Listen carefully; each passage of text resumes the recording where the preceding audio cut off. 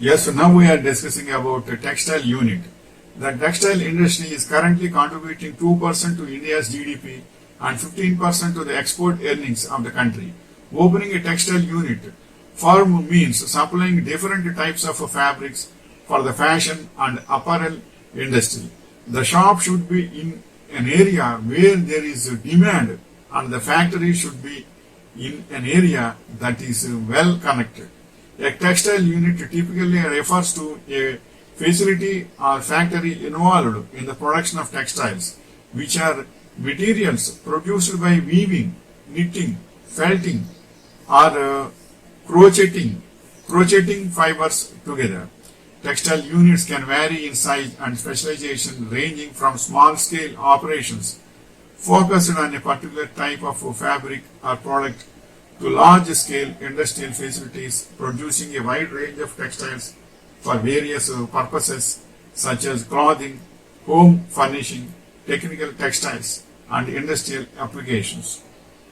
These units usually involve processes like spinning, weaving, dyeing, printing, and finishing to turn raw materials such as cotton, wool, silk, or synthetic fibers into finished textile products.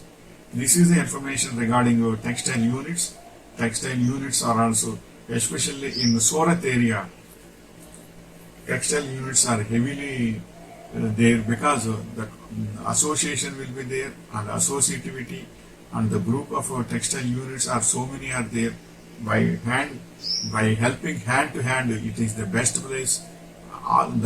Especially the power of the location also will give certain times a good support to the textile units.